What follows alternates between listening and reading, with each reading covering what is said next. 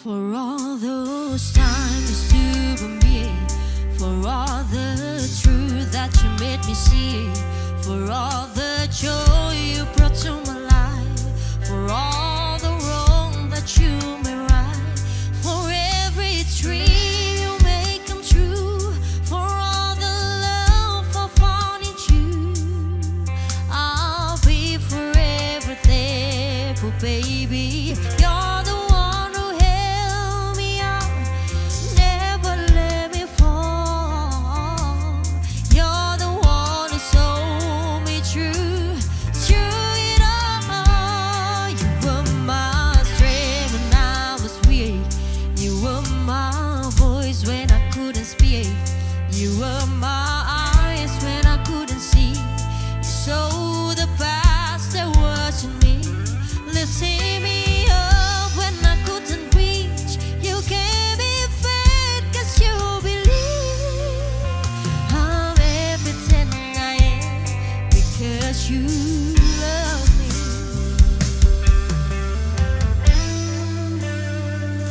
You gave me wings and made me fly. You touched my hand, I could touch the sky.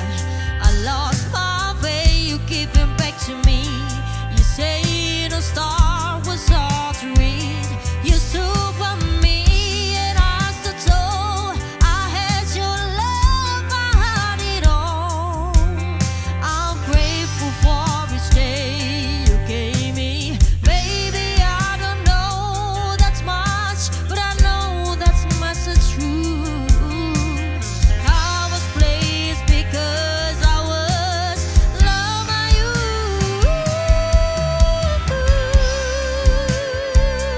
You were my voice when I couldn't speak.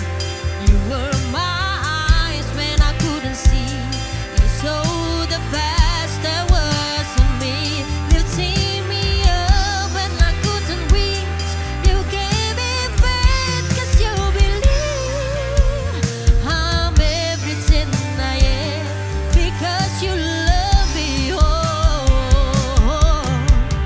you were always there for me, the tender wind that carried me, light in the dark, shining your soul into my eyes. You've been my inspiration, to the dark you are the truth. My world is better place because of you.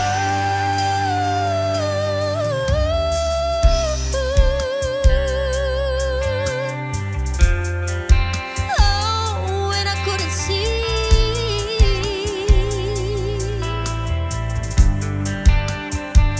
lifting me up when I couldn't reach. You gave me faith 'cause you believe I'm everything I am because you love me.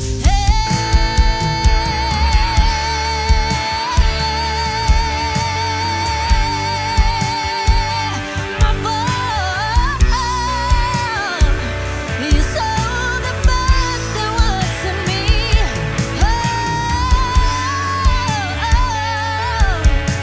Faith 'cause you believe I'm everything I am because you love me.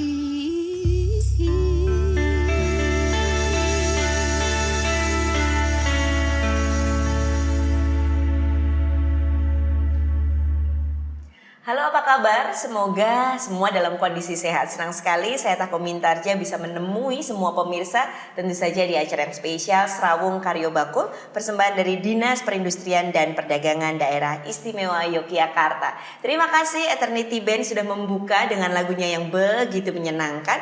Dan hari ini kita berada di tempat yang spesial, yaitu di Joglo Mandapa Boutique Hotel and Resto. Spesial juga dengan narasumber yang nantinya akan berbincang mengenai hal yang begitu menarik, yaitu peningkatan ekspor daerah, standarisasi produk ekspor. Karena seperti kita tahu, Yogyakarta begitu kaya dengan begitu banyaknya handicraft, karya kerajinan, tapi belum semuanya mampu untuk mengekspor produknya. Padahal sebenarnya ini adalah potensi pasar yang luar biasa. Untuk itu akan kita obrolkan dengan santai bersama dengan ketiga narasumber kita. Yang pertama saya mau menyapa yang paling dekat dengan tempat duduk saya dulu, ada Bapak Wahyuyan Taufik Hidayat. Beliau adalah pelakunya ekspor kerajinan kayu dan anyaman dari CV Estetika. Apa kabar?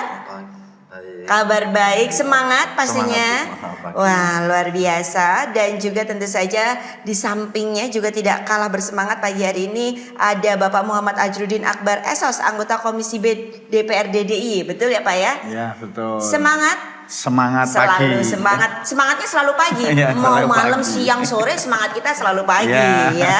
Dan juga ada Ibu Titin atau Ibu Teresia Sumartini SIP MPA, Kepala Bidang Perdagangan Luar Negeri dari Disperindak Daerah Istimewa Yogyakarta. Ibu Titin, Apa kabar Mbak? saya Papa? sudah semangat juga ini untuk Baik, membicarakan Bu. mengenai Semangat. ekspor ya Bu ya.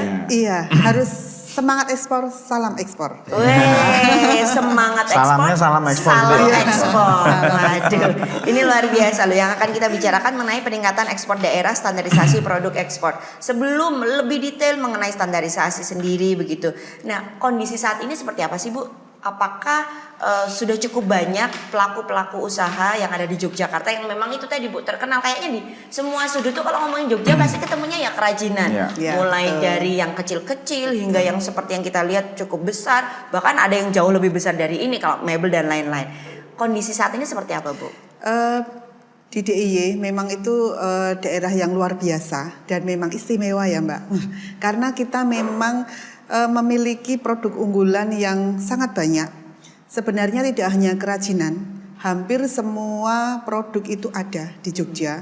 Dari yang pabrikan itu misalnya pembuatan garment, baju, Ya. bulu mata palsu, wig seperti itu. Terus ada tempat tidur, hospital equipment bahasanya, atau peralatan rumah sakit itu juga ekspornya cukup besar. Dan Itu di Jogja ada juga. di Jogja ya? ada juga. Luar biasa. Terus ada furniture, ada sarung tangan, minyak atsiri dan masih banyak lagi. Tetapi kita memiliki keunggulan di kerajinan. Ya. Karena DIY ini terkenal dengan inovasinya, Ya. kreativitasnya, sehingga bisa menampilkan produk-produk yang selalu baru dan selalu diinginkan oleh konsumen di berbagai negara. Dan kekuatan kita adalah kita handmade. Sedangkan banyak negara sangat menginginkan produk-produk handmade karena unik, berbeda dengan yang lain. Nah, itu memang kekuatan kita yang harus kita jaga terus supaya branding itu masih terus melekat di DIY. Ya, dan pastinya itu butuh usaha, butuh effort ya. Kita nggak Betul. bisa kayak udah terkenal Jogja dengan keistimewaannya, dengan produknya, terus kita diam saja enggak ya? Iya, tidak bisa karena persaingan di dunia ekspor itu cukup masif ya. Jadi kayak perang di hutan rimba kayak gitu. Nah, Waduh. jadi Ini harus pelakunya. iya, betul. Itu harus berupaya terus, harus berinovasi terus. Ya, salah satunya adalah dengan standarisasi produk Betul, ekspor itu ekspor, tadi. iya. Nah, ini baru kita masuk Bu. Sebenarnya yang dimaksud dengan standarisasi produk ekspor itu yang seperti apa? Standarisasi di sini itu yang dimaksud mungkin seperti ketentuan atau persyaratan terhadap produk yang akan diekspor ke sebuah negara. Setiap produk pasti memiliki standar yang berbeda dengan produk yang lain. Bahkan di setiap negara pun memiliki standar yang berbeda. Untuk satu produk yang sama di negara yang berbeda bisa mengalami perbedaan standar. Kenapa seperti itu? Karena hampir semua negara pasti pemerintahnya akan berusaha menjamin keamanan dari pengguna sebuah produk. Ya. Sehingga produk yang dibeli itu harapannya aman dipakai, dari sisi kesehatan juga aman, juga bisa melindungi dari lingkungan. Jadi jangan sampai produk yang diekspor atau yang diimpor di sana ya, di negara Diterima tujuan oleh itu negara itu tidak mencemari lingkungan. Misalnya produknya malah menjadikan limbah seperti itu, mereka tidak mau. Atau produksinya berbahaya bagi kesehatan atau berbahaya bagi keamanan. Misalnya meja atau kursi ketika diduduki berpotensi bisa jatuh. Nah, itu standar keamanannya harus benar-benar diperhatikan. Masing-masing negara punya standarnya masing-masing dan itu harus disiapkan oleh pelaku usaha kita sehingga produk-produk kita itu memang bisa diterima oleh penggunanya. Artinya ya itu tadi ya, ini cukup menantang ya. Betul. Kalau kita nggak mau bilang ini waduh ini hambatan, ini masalah, enggak, tapi ini tantangan yang bisa kita selesaikan gitu. Yeah. Tapi bahwa semakin bisa dibayangkan si hutan rimba sudah persaingannya begitu kompetitif begitu. Kemudian di sisi lain tiap-tiap negara punya standarnya, walaupun itu dengan alasan yang sangat logis ya Bapak ya. Salah satunya ya jelas lah untuk keamanan ketika itu kesehatan ya, berbicara mengenai kesehatan, kemudian keamanan, sustainable terhadap lingkungan dan lain-lain. Nah, kita langsung cek dulu ini ke Pak Taufiknya. Nah, gimana Pak Taufik? Selama ini sebelum kita panjang ke perusahaannya terlebih dahulu, CV Estetika. Ini bergerak di bidang? Kita bergerak di bidang handicraft, cuma untuk kadang kita ada sedikit furniture, tapi mini furniture. Jadi intinya kalau untuk spesialis kita itu kan di kerajinan, intinya di anyaman, terus nanti produk-produk yang mungkin dari Seperti yang di depan ini ya? dari kayu. Ini anyaman, ya, kemudian kayu juga. Kayu juga ada, terus yang untuk unggulan kita itu anyaman yang dari rotan. Di kebetulan juga ada saya bawa sampelnya juga. Terus ada yang paling unggulan itu bahannya dari ini pelepah pisang. Ya. Cuma untuk ngomongin masalah itu tadi ya, nyambung ke standarisasi produk itu sebenarnya bukan rumit, tapi kita harus benar-benar yakin dan bisa melalui tahapan-tahapan supaya satu produk itu bisa dikatakan standar dan masuk persyaratan untuk masuk ke negara tujuan. Ini enak banget, bahasanya jadi begitu optimis. Bukan rumit tapi harus bisa melewati tahap demi tahap. Nah, tahapannya apa saja? Jangan kemana-mana, nanti akan kita sambung lagi obrolannya. Tetap bersama kami di Serawung Karyo Bakti. Just the two of us, we can make it if we try. Just the two of us, you and I.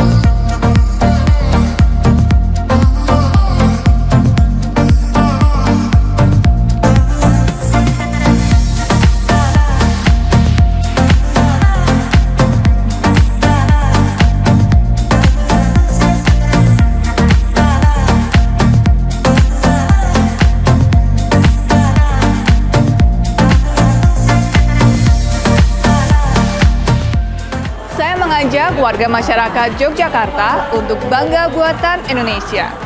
Mari kita cintai produk buatan dalam negeri, khususnya produk IKM atau UMKM, dengan membeli dan menggunakannya agar perekonomian semakin maju dan masyarakat sejahtera.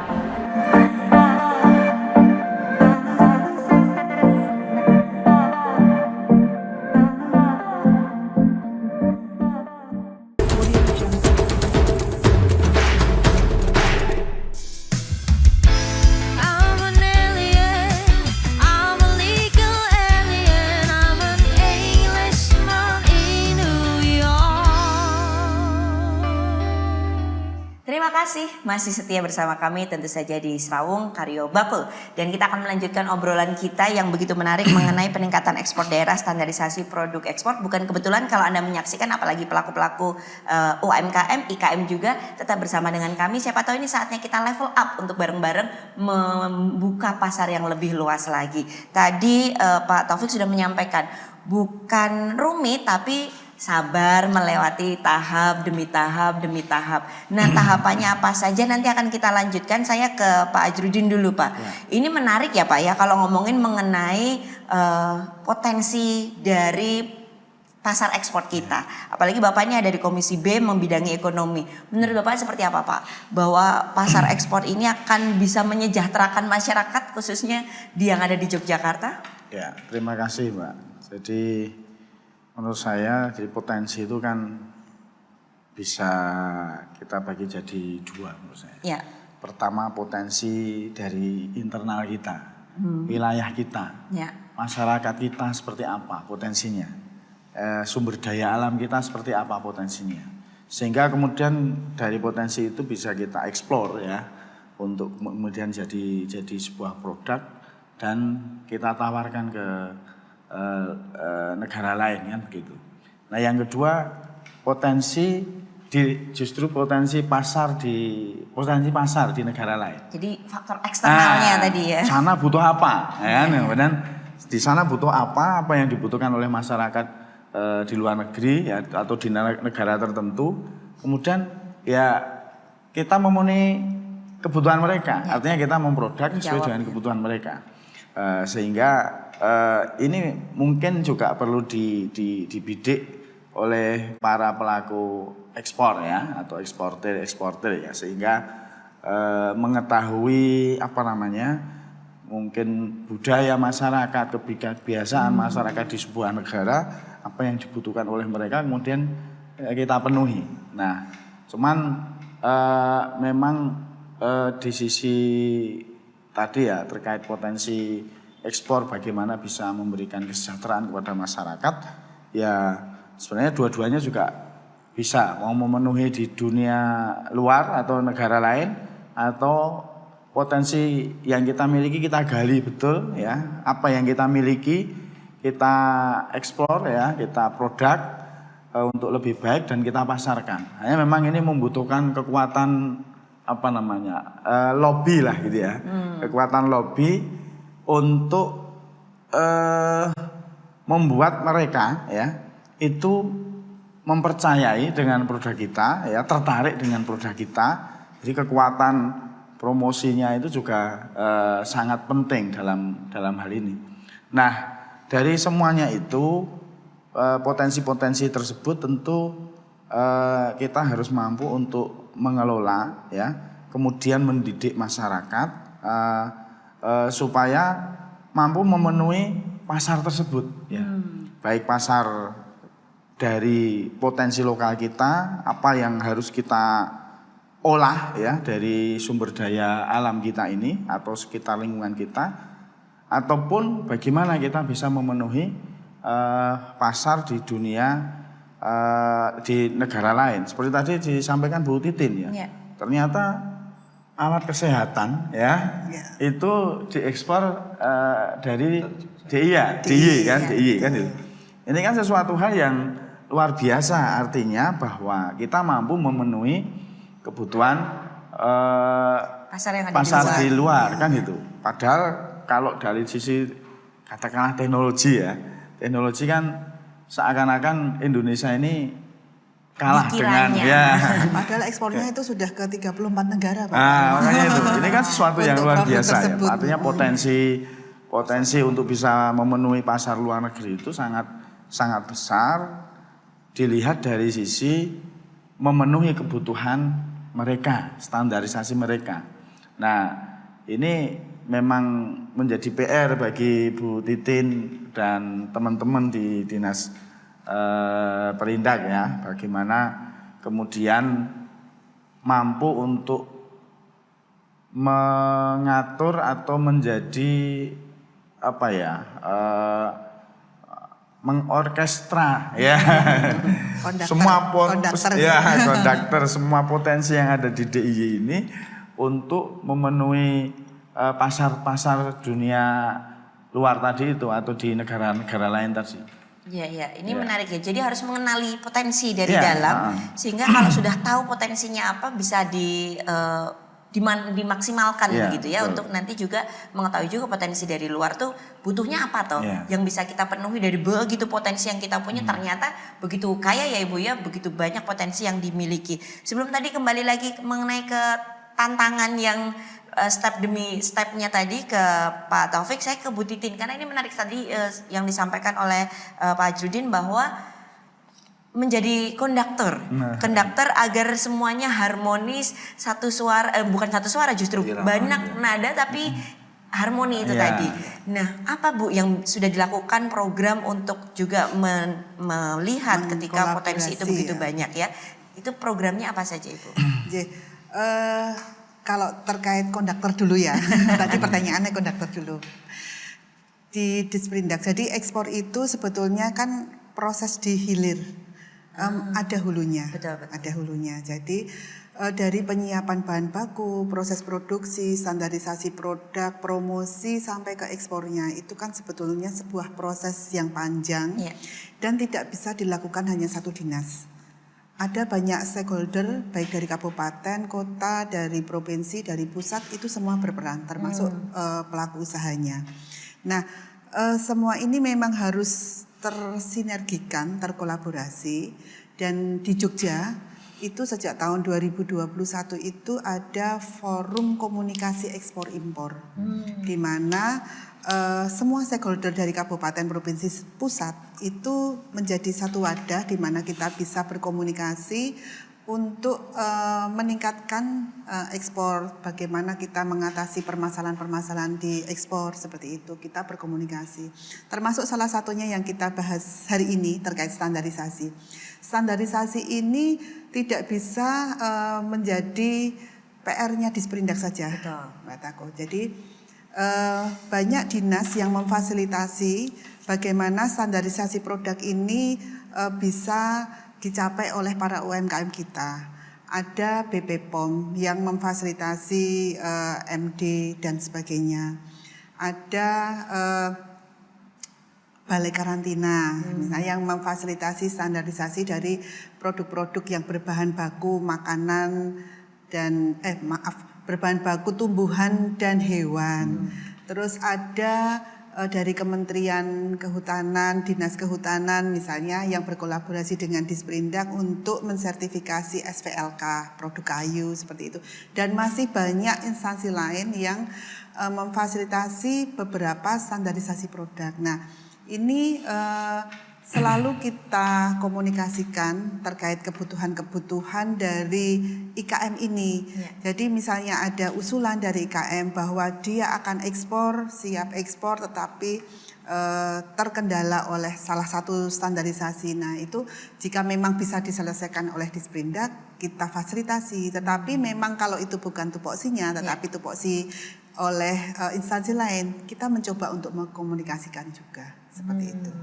Jadi kolaborasi itu tadi kata kuncinya dalam sebuah forum. Kalau kurangnya di sini dijawel lah yang pihak-pihak yang memang berkaitan begitu ya Ibu ya. Program-programnya sendiri Bu yang disiapkan untuk teman-teman khususnya IKM gitu. Kita untuk menyiapkan bagaimana IKM ini bisa memenuhi standarisasi produk. Ada banyak ya. Misalnya kita memfasilitasi kalau dari sertifikasi itu secara umum kita memfasilitasi seperti SVLK, ada halal untuk makanan minuman, ada halal MD PIRT nggih, walaupun MD PIRT ini pekerjaan dari BP POM, Dinas Kesehatan seperti itu, tetapi berkolaborasi juga dengan dinas, jadi penganggaran bisa dari Disperindak seperti itu. Terus ada SVLK itu kita bekerja sama dengan Dinas Kehutanan maupun Kementerian Kehutanan, dan kita juga menyiapkan pelatihan-pelatihan untuk teknis di industrinya agar pelaku usaha ini paham bahwa ketika kita harus level up itu kita harus menyiapkan standar, jangankan ekspor, untuk produk dalam negeri pun kita juga harus menyiapkan standar agar produk kita memang berkualitas, memang bisa diterima oleh konsumennya. Jadi kita juga bekerja sama dengan pelaku usaha ekspor untuk memberikan seperti arahan, pendampingan, konsultasi itu di beberapa pelatihan kami agar produknya ini memang siap untuk standar, memang tidak tidak dalam bentuk sertifikasi, tetapi ada arahan, kalau untuk produk kayu yang berbahan kayu tetapi untuk makanan harus ada standar yang safe food aman untuk makanan seperti itu. Itu kita berikan arahan. Jadi nanti digunakan bahan yang digunakan itu apa misalnya seperti itu. Dan itu pelatihannya justru melibatkan memang perusahaan yang memang sudah melakukan ekspor, sehingga memang sudah tanganannya lah ibaratnya yang dihadapi itu seperti itu gitu ya. Aduh Pak Taufik, ini belum selesai, saya dari tadi mau nanyain tentang pantangan tapi kok disuruh break dulu, sabar ya, kita mau denger Eternity, nanti kita balik lagi tentu saja masih bersama dengan kita di Serawung Karyo Baku. You know it's true. Everything I do it for you.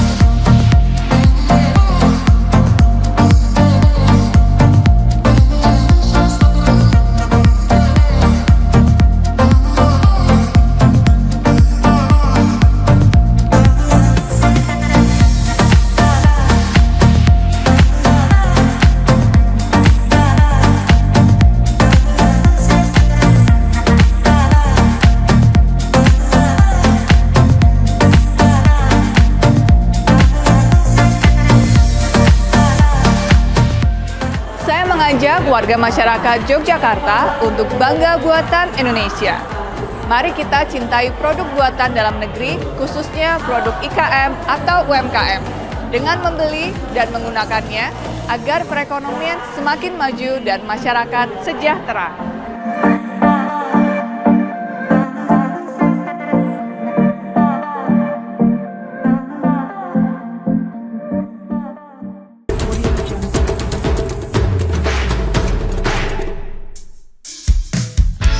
Sejak pertama aku bertanya, Facebookmu apa, nomormu berapa? Terima kasih masih setia bersama dengan kami di Serawung Karyo Bakul. Nah, ini saya menepati janji saya. Sekarang beneran ke Pak Taufik nih. Tantangannya ketika tadi mencari standarisasi begitu ya, katanya bahwa memang harus sabar tahapan-tahapannya begitu. Nah, sebelum ke tahapannya, karena tadi Ibu Titin juga menyampaikan kalau satu negara ke negara lain itu berbeda begitu ya standarisasi. Nah, kalau untuk Pak Taufik sendiri dengan CV estetikanya ini sudah ekspor kemana Pak? Kalau kita itu untuk yang paling banyak itu ke Amerika. Amerika itu sekitar 90%. Lainnya itu ada ke Australia, ada ke Timur Tengah, ada yang ke Asia juga ada, itu kayak di Filipina. Iya, di Filipina juga ada. Cuma yang paling banyak kita itu memang ke US. Dan kita Timur Tengah tadi ya? Iya, kalau Timur Tengah sih sekitar ya mungkin 5-7%. Tapi kenapa kita ngomongin banyak yang ke US, karena biasanya itu kalau standar kita udah bisa masuk ke pasar Amerika, US itu ya. Biasanya kalau ke negara-negara lain itu kita sudah akan terbiasa dengan tahapan-tahapan atau dengan persyaratan yang mereka diminta oleh negara tujuan selain di US. Jadi seumpamanya gini, kita udah sering ekspor ke US. Ketika kalau kita ke US, maaf saya potong, ke US produknya apa? Sehingga biar kita satu frame. Kita kalau produknya sih anyaman yang paling banyak. Oh, seperti yang di bawah ini? Iya, yang bawah ini. Iya. Baik. Jadi, kalau kenapa kita anyaman? Karena kita memang spesialisasinya itu kita di anyaman. Ya, Terutama kita anyaman yang dari rotan atau kalau enggak ya dari itu tadi pelepah pisang, kadang dari mendong. Dan mereka juga senang, cuman itu tadi seperti yang saya bilang bukan masalah rumit, tapi memang ada beberapa tahapan yang harus kita lalui. Jadi dari awal produk itu jadi itu ada namanya kita SWOT, jadi sampel bahan mentah. Jadi material mentah itu coba kita awalnya itu kita finishing dulu. Nanti dari buyer itu biasanya dia mensyaratkan setelah di finishing nanti kita ikut tes dulu. Tesnya itu namanya tes produk. Jadi produknya itu nanti ketika dipakai itu apakah ketika ada kena tangan atau kena kain itu bisa merusak apa enggak warnanya itu. Karena luntur kita atau luntur enggak apa enggak gitu ya, baik. Nah, itu tahapan tesnya itu awalnya ya mungkin 1 atau 2 kali itu biasanya ya bisa lolos lah, tapi kemungkinan paling sering itu 3 kali. Makanya kan tahapan-tahapan itu kan harus kita lalui, karena kalau itu nggak lolos, buyer nggak akan menerima barang itu di negara mereka. Karena alasannya mereka kan buyer itu menservis konsumen mereka dengan produk yang benar-benar unggulan dan long life. Jadi ketika barangnya itu rusak, mereka akan garansi seumur hidup. Gitu. Jadi ketika kita mensuplai mereka, kita juga harus siap dan kita harus menerima syarat yang mereka butuhkan agar produk kita bisa masuk ke negara mereka. Dan lebih utama kita ke Amerika itu karena di Amerika itu kan banyak negara-negara, istilahnya kan negara-negara bagian. Ya, jadi ketika satu US itu satu negara itu bisa kita masukin, otomatis yang lain tinggal mengikuti.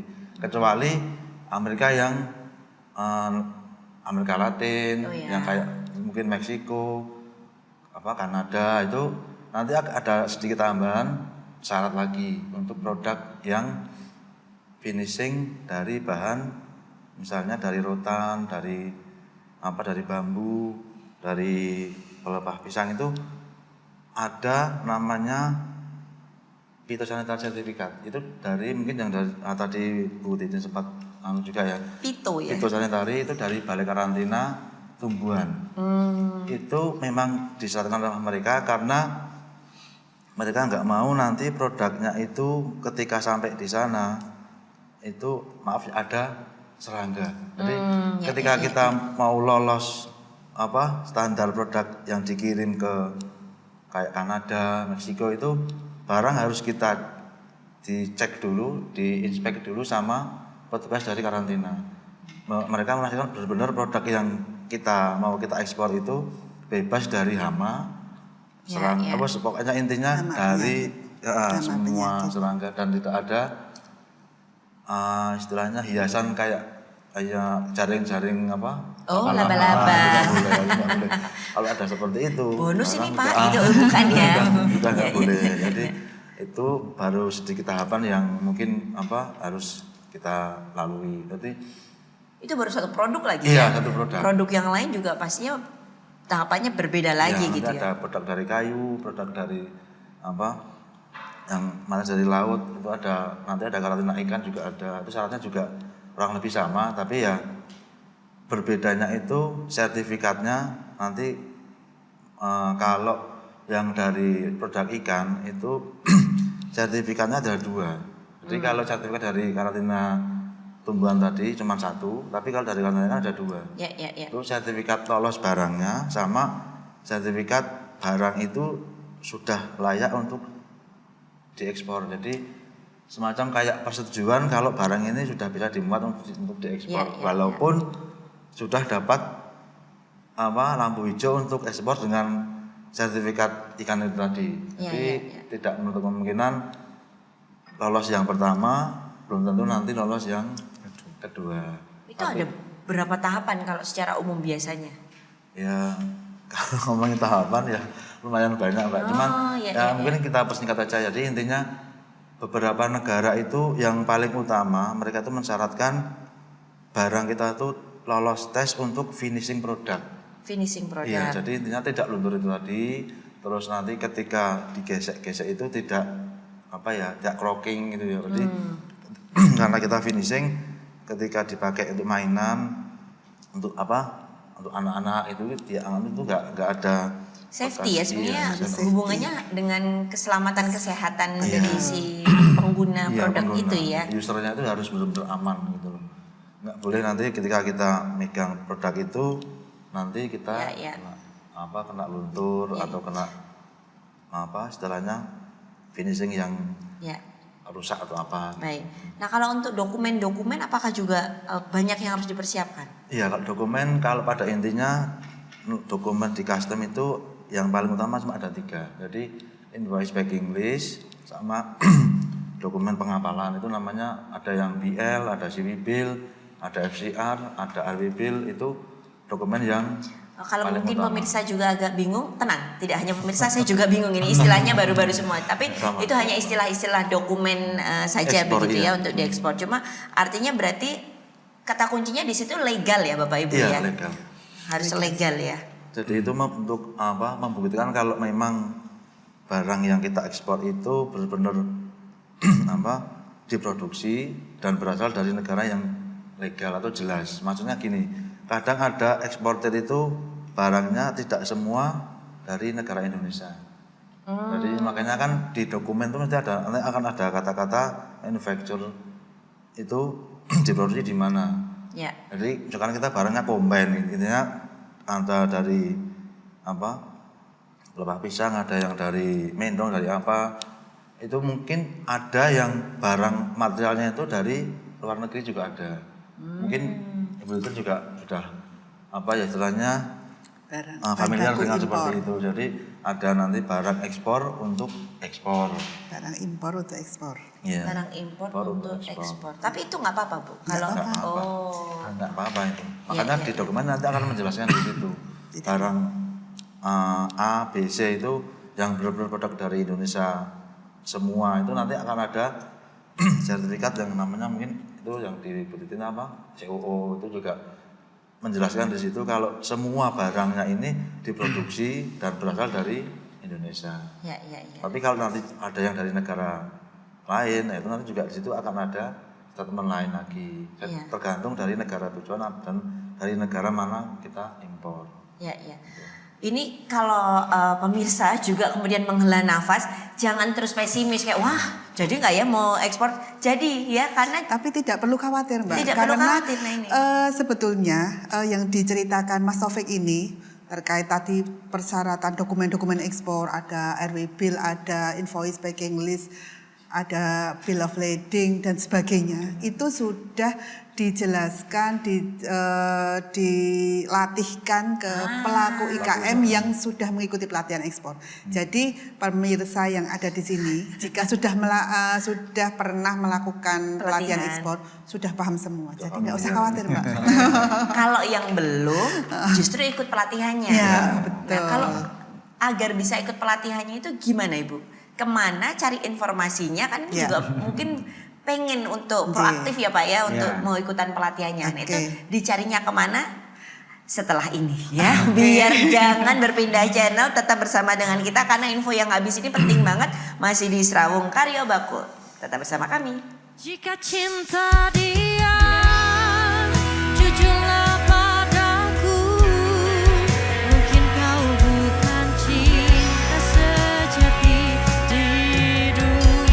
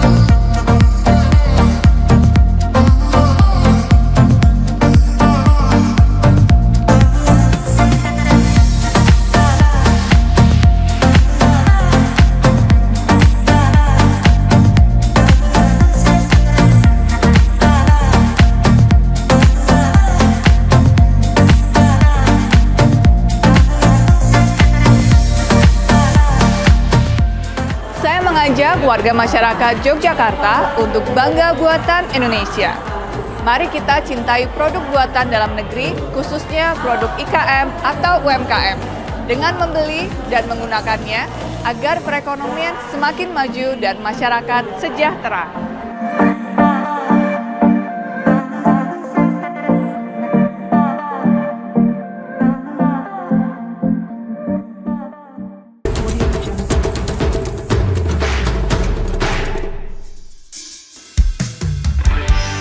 Kau buat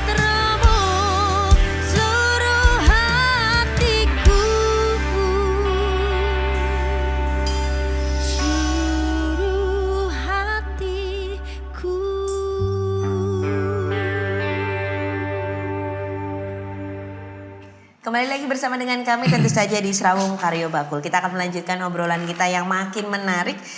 Saya ke Pak Ajrudin dulu kalau begitu. Bapak melihat tantangan banyak, tapi juga optimisme begitu terasa di ruang ngobrol kita hari ini gitu. Nah dari Bapak sendiri nih Pak, tentu kan seperti yang disampaikan Bu Titin tadi, tidak bisa semua itu berjalan sendiri-sendiri, butuh kolaborasi, butuh dukungan. Apalagi kalau dari Komisi B ini siap memberikan dukungan seperti apa Pak? Ya, terima kasih Mbak. Jadi Komisi B ini kan memang menjadi mitra dari Dinas Perindak ya. Sehingga tentu apa yang menjadi kebutuhan dinas, dalam hal ini kebutuhan anggaran untuk mensukseskan program-program kegiatannya, tentu kami siap mensupport, memfasilitasi.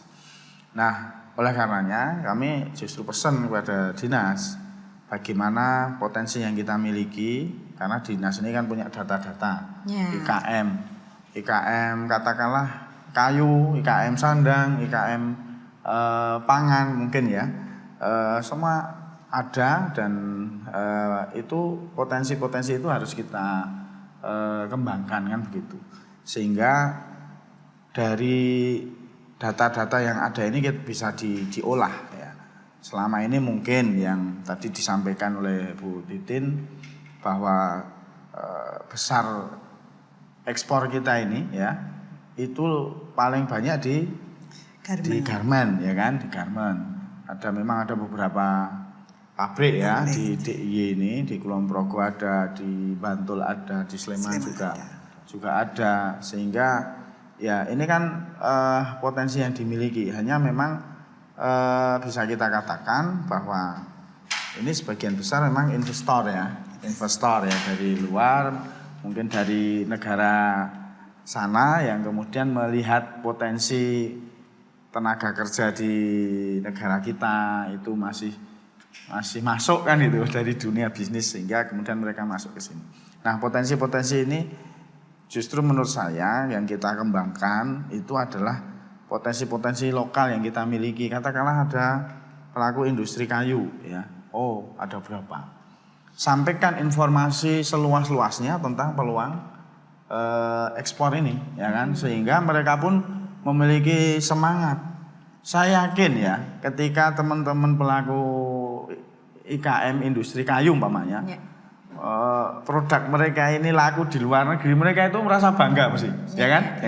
Termasuk anyaman, rotan, kalau diceritain, yuk produk mungkin laku di mana? Wah ini cuma laku di Amerika. Nah, itu mesti punya kebanggaan tersendiri bahwa ternyata di luar negeri bisa masuk kan, itu bisa diterima oleh mereka. Nah, ini hal-hal yang betul-betul harus kita kelola, kita olah potensi-potensi yang kita miliki di internal ini, ya di lokal di DIY ini. Sehingga dengan demikian, kemudian kebutuhan apa yang nanti diharapkan oleh teman-teman pelaku IKM, contoh umpamanya, oh ini butuh sosialisasi atau butuh semacam bimbingan gitu ya untuk melakukan ekspor, ya kami akan persiapkan dengan anggaran yang secukupnya, sehingga kemudian ketika sudah diedukasi mereka punya ilmunya, punya wawasannya, mereka bersemangat untuk melakukan produk, kemudian juga mencoba untuk memasarkan produknya ke luar negeri tadi. Iya.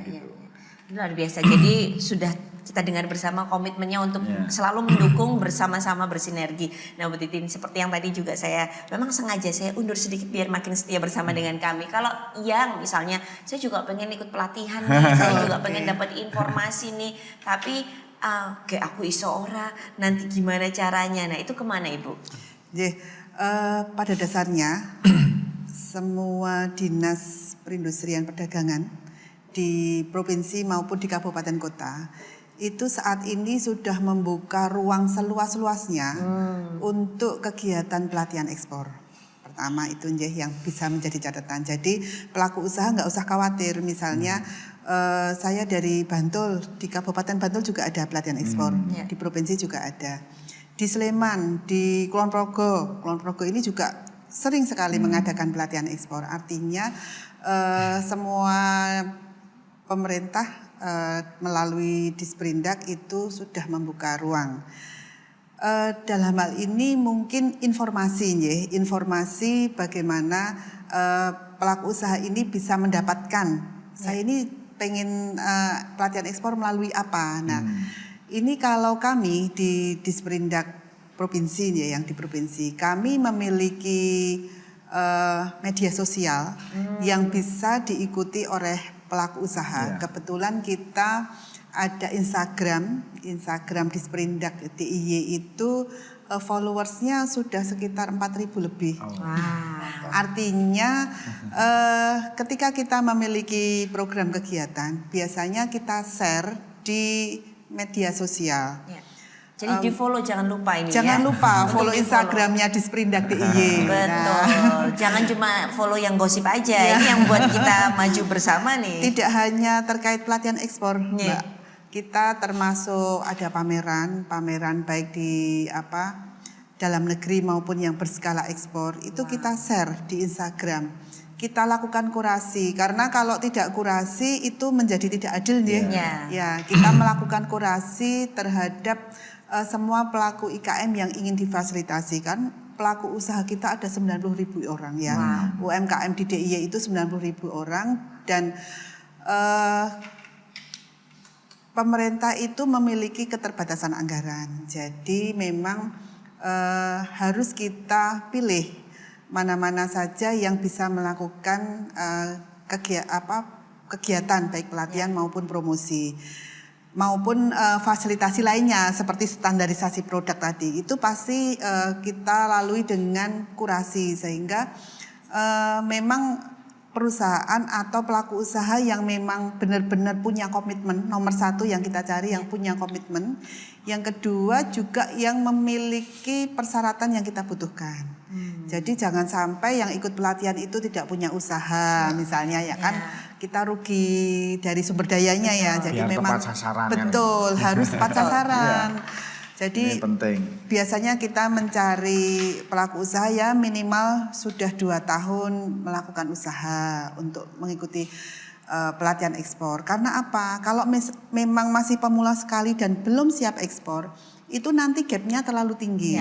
Artinya ketika mendapatkan ilmu dia bingung.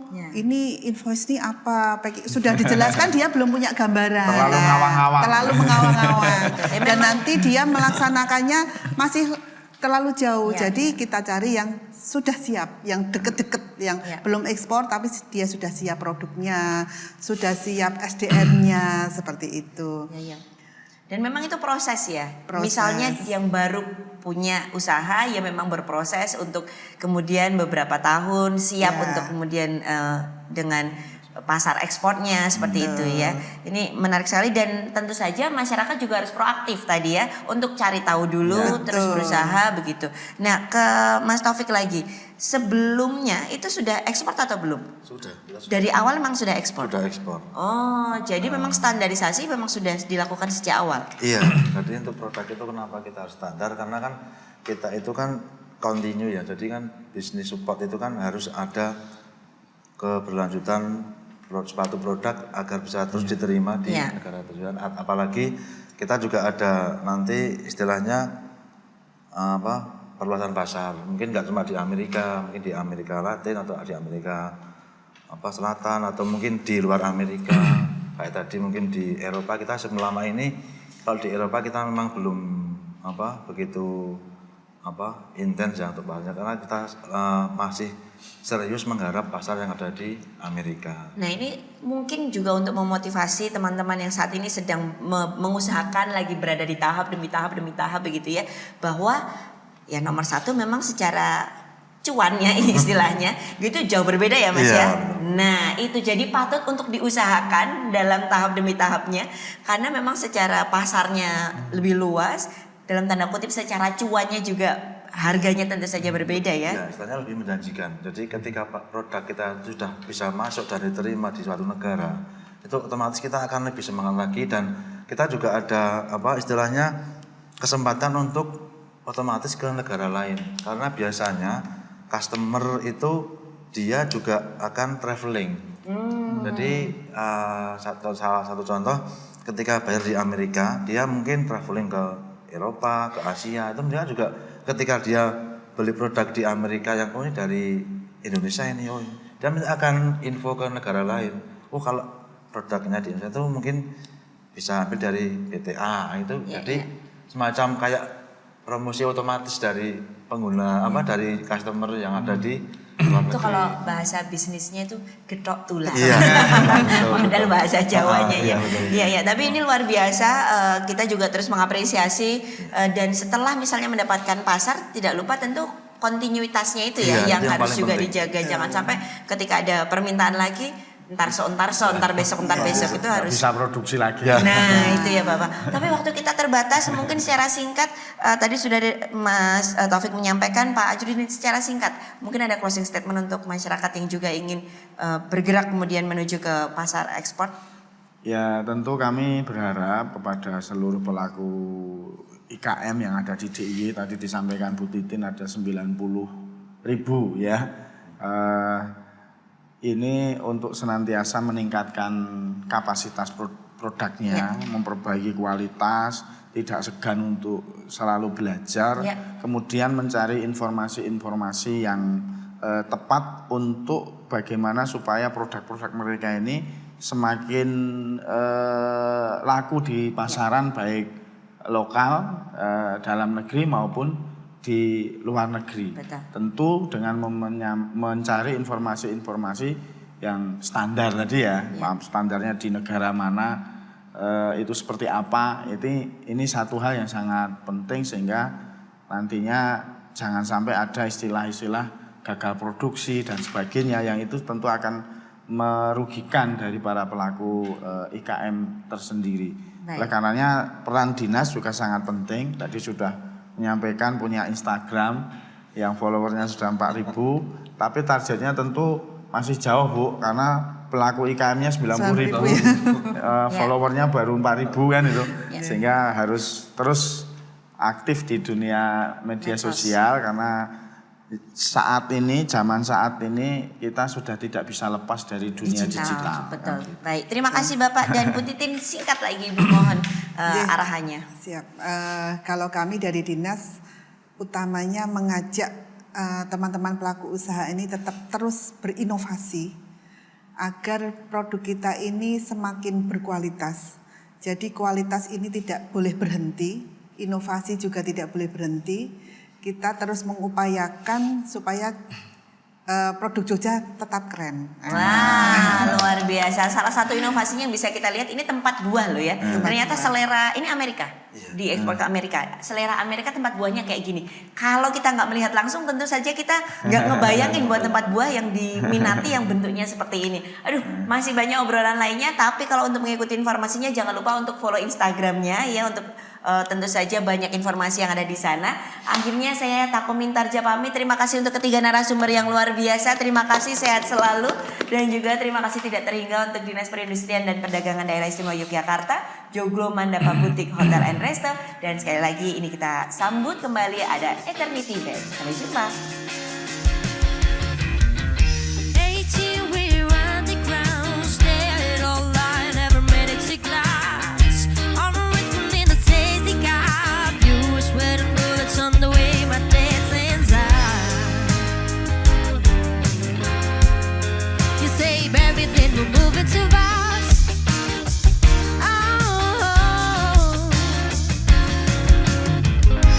And I swear the man